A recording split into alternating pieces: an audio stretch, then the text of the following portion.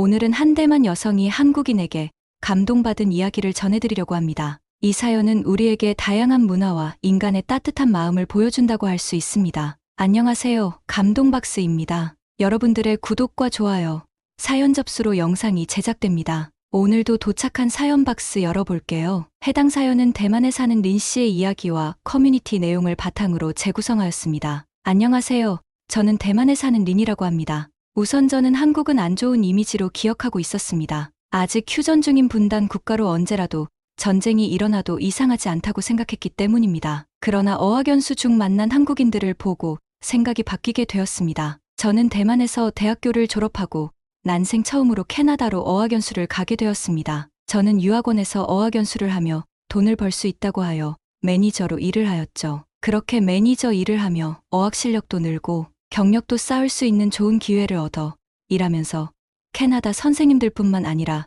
중국과 한국 등의 어학연수, 학생들과 친해져 서로 쇼핑도 가고 여행도 가면서 행복한 날들을 보내고 있었습니다. 그러던 중 한국 친구들과 함께 쇼핑몰로 함께 물건을 사고 맛있는 것도 먹고 복귀를 하였습니다. 다음 날 저는 충격에 빠지고 말았습니다. 제가 열심히 매니저 일을 하며 모아온 돈이 들어있는 지갑을 잃어버리고 말았다는 걸 깨달았기 때문이죠. 저는 너무 당황스러웠고 어떻게 해야 될지 몰라 눈물만 흘리고 있었습니다. 그때 한국인 유학생인 김민석이라는 남성이 저에게 혹시 어제 언제까지 지갑을 들고 있었는지 물어보며 저에게 기억을 더듬게 시킨 후 숙소를 도착해서부터 역순으로 지나쳐왔던 가게들을 수소문한 결과 중간에 식사 겸 들렀던 한인 식당에서 지갑을 챙겨서 가지고 있다는 사실을 알아내게 되었습니다. 하지만 그 유학생은 정보를 얻어낼 뿐만 아니라 제가 한국어를 못하니 같이 가주겠다고 하며 한인 식당으로 같이 가주며 저를 안심시켜 주었습니다. 한인 식당 아주머니는 친절하게 저희 지갑을 돌려주셨고 지갑 없어져서 걱정 많았겠다고 하시며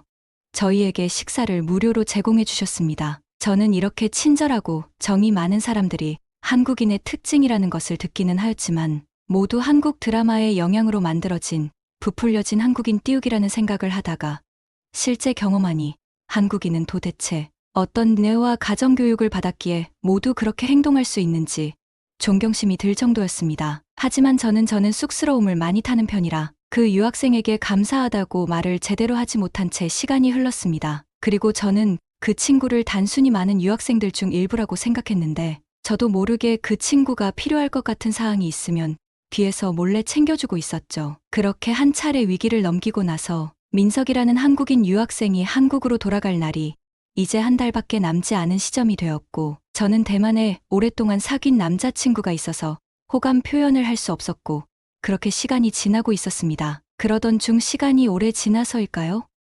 저는 대만에 두고 온 남자친구와 떨어져 지낸 지 6개월이 지나갈 무렵 남자친구에게 일방적인 이별 통보를 받게 되었고 유학원 숙소 앞을 하염없이 걸으며 큰 상처를 받아 매일 남자친구를 생각하며 작성해 오던 다이어리를 부수고 휴지 한 통을 다 쓸 정도로 밤새 울었습니다. 그때 평소에 그냥 유학생이라고 생각하던 한 한국인 남성이 저에게 무슨 일이 있냐고 물었습니다. 저는 아무 일 없다고 대답했습니다. 그렇게 멀리서 조금씩 천천히 걸어오던 한국인 남성은 김민석이었습니다. 저는 그가 다가오는 것도 신경 쓰지 않고 계속 울고 있었죠. 그 남성은 아무 일 없는데 그렇게 서럽게 우냐며 저에게 손수건을 내밀었고 저도 모르게 그 손수건을 받아 눈물을 닦았습니다. 그리고 그는 저에게 아무 말하지 않아도 된다.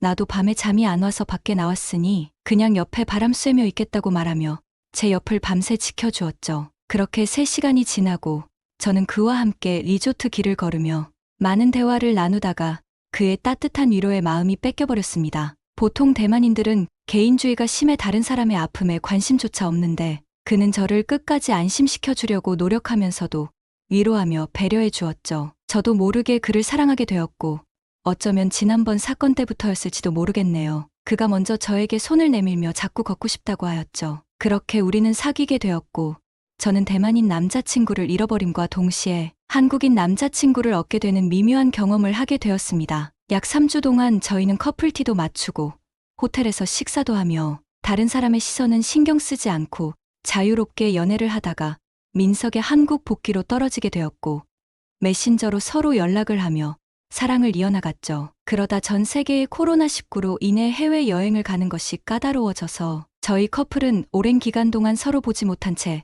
장거리 연애만을 하고 있었죠. 그리고 코로나가 잠잠해질 즈음 저는 서프라이즈 이벤트로 미리 알려주지 않은 채 한국에 가기로 결심했습니다. 한국의 김포공항에 도착하여 강남과 명동, 홍대를 미리 사전, 답사의 데이트 코스를 짜서 그와 함께 갈 생각에 마음이 들떴습니다. 그런데 휴대폰의 어플이 서버 오류로 정상 작동하지 않아 목적지에 어떻게 가야 할지 막막했던 찰나, 모르는 동양 남성이 목적지로 가는 방법을 알려주겠다며 자신을 따라오라고 하였고, 저는 그 남성이 차에 타게 되었습니다. 평소에는 대만인 특성상 다른 사람을 잘 믿지 않고 의심하는 편이지만, 저는 캐나다에서 받은 한국 사람들의 친절함과 정에 감동받았던 사건이 있어 의심하지 않고 따라가게 되었습니다. 따라가다 보니 점점 도시와 멀어지는 느낌과 농촌과 시골 마을, 그리고 숲 쪽으로 가까워지는 느낌이 들어 무서워졌습니다. 저는 속으로 한국인들은 겉으로 친절한 척하며 뒤로는 사기를 치는 무서운 사람들이라고 욕하며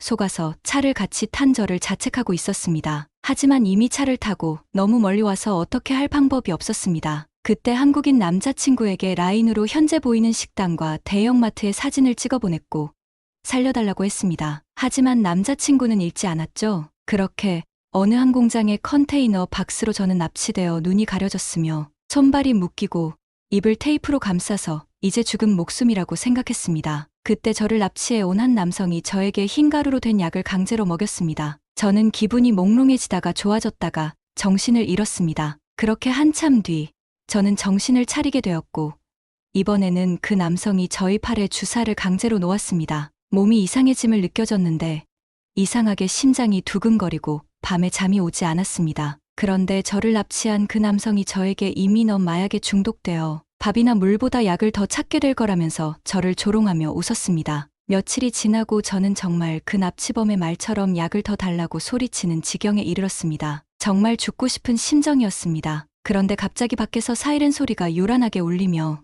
차량이 우는 소리가 들리고 누군가 급하게 뛰어오는 소리가 들렸습니다. 경찰들과 함께 저를 구하기 위해 온 남자친구였습니다. 그는 늦게 와서 미안하다고 하면서 저를 껴안고 괜찮냐고 울었습니다. 알고 보니 제가 보낸 사진들은 중간에 위치한 식당과 마트만 찍어서 보낸 것이라 찾는데 시간이 오래 걸렸으며 휴대폰 위치 추적도 대만 통신사라 협조하는데 시간이 소요되었다고 하였습니다. 저는 그렇게 남자친구의 도움으로 목숨을 구하고 병원에 입원했습니다. 그리고 마약 중독이 의심되어 치료를 받게 되었죠. 납치범들은 나중에 경찰들의 끈질긴 추격으로 결국 잡게 되었고, 나중에 결과를 듣고 큰 충격에 빠지게 되었습니다. 제가 한국인이라고 믿었던 납치범들은 조선 쪽 외국인 노동자라고 했습니다. 불법 체류자 신분으로 공장의 노동자로서 일하면서 근처 밭에서 마약을 재배해 팔며 불을 축적하다가 마약의 성능을 시험하기 위해 사람을 구하고 있었다고 합니다. 그러던 중 외국인이면서 한국어를 못하고